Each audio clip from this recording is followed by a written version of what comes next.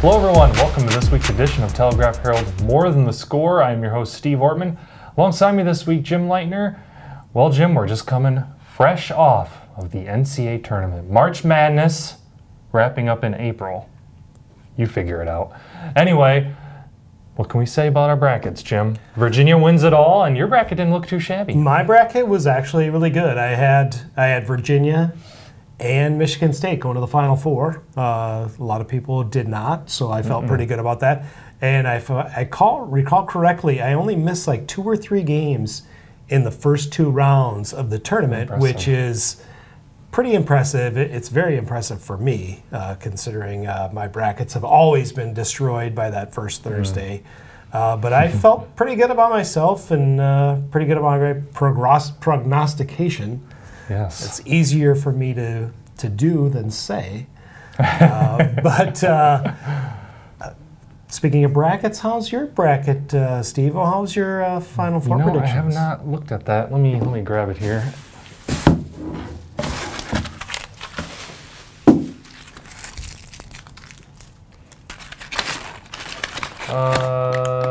Not good. I had no Final Four teams. In fact, I think everything that I boldly predicted in our little predictions in the paper were just horribly wrong. I had Kansas State in the Final Four. They lost right away to UC Irvine. I had, Duke, North Carolina in the title game. No, I had no Final Four teams. My wife and my daughter, 4 years old, had more Final Four teams than I did. Old Sydney, she rolled with the Auburn Tigers. Oh, so close. Go by mascots. You go by mascots, you have a shot. Yeah, that's true. Yep, she went by mascots. She had Auburn. And in my family, I finished second. My wife won our bracket challenge.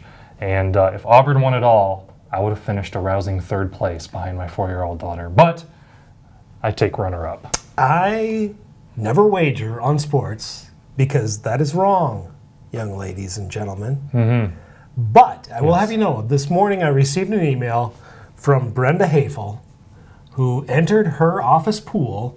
She had never filled out a bracket before, and good as chance as anybody else. Her coworkers said, "Hey, this is fun. Let's get a bracket going." So she entered a bracket, and she looked at our predictions in the paper, and looked at a lot of mine, and decided a lot of mine were good for her bracket. So she ended up winning her office pool. Very cool story. And I'm sure there wasn't any money involved because gambling on sports is not right, ladies and gentlemen.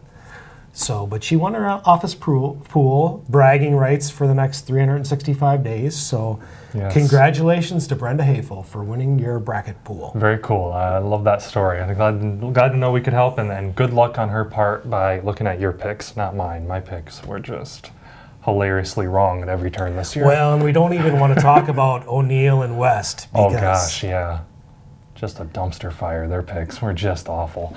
I think they had teams that weren't even in the tournament going to the Final Four. That's right. So. Oh my gosh, Tim had like Iowa. I think Tim had the Iowa Hawkeyes winning like 2 national titles in the same bracket. It's not even possible what he was doing. Exactly. So anyway, but another interesting note about the NCAA tournament this year is the interesting amount of ties the Loras College Dewhawks had with the tournament. Yeah, just pretty much throughout the entire tournament, you couldn't turn around without seeing a Dewhawk somewhere. And it actually ended up in the Final Four.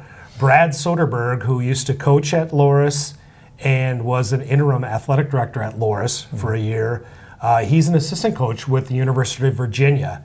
And he was a big part of that team winning the national championship last night. So kudos to Brad. He's a longtime coach. He was at Wisconsin. He was at St. Louis. He's at another school down in St. Louis, and he's been a good basketball mind for a long time, and now he's a national champion with the University of Virginia. We also had a couple other former Dewhawks on the sidelines. Chris Jans was a coach at New Mexico State University. His team lost in the first round to Auburn, kind of a last-second shot that didn't quite fall for them, and kind of a disappointing loss for them. But we also had an assistant coach, Greg Heyer, who's actually a Wahlert grad, who ended up being an assistant coach at Loras. He's an assistant coach at LSU, and they went a little bit into the tournament too. And he actually drew up the play that was a game-winning basket for LSU in the tournament. So kind of a cool deal. And then beyond that, Duke's athletic director, Kevin White, is a former Loras athletic director, so he was heavily involved in the tournament. Pete Morris, another Loras grad, he's the associate athletic director at Virginia Tech, another team that made a real deep run. And we'd be remiss if we didn't mention Greg Gumbel, who is the fine studio host for CBS Sports. You see him on every broadcast hosting the show. So a lot of Duhawks in the National Basketball Tournament this last couple of weeks, and a lot of good exposure for the school up on Alta Vista. Yep, absolutely. Another another tournament in the books. I can't believe it. Who you got next year? Well, it sounds like Virginia is going to be real good again next year, so I think that's the one I'm going to go with. I'm going to go out on a limb. I'm going to go with the school that doesn't have a lot of one-and-done players, because you notice that with Duke and some other teams who really relied on those one-and-dones, they didn't make it to the Final Four and they didn't win it. So I'm going to go with the teams that are a little bit more experienced, and it sounds like Virginia is going to be real good again next year with a lot of the players on this team back. So my early bracket has them. All right. Well, I think my daughter's inspired me. I'm going to go mascots next year. I think I'm going to go with the Anteaters. Anteaters? Yep. I think that's the way to go. Banana slugs, maybe? Ooh. So many good picks. I guess we'll have to wait until next year to find out. That's going to do it for this week's edition of Telegraph Herald, More Than the Score. I'm your host, Steve Ortman, alongside Jim Leitner. We will see you next week.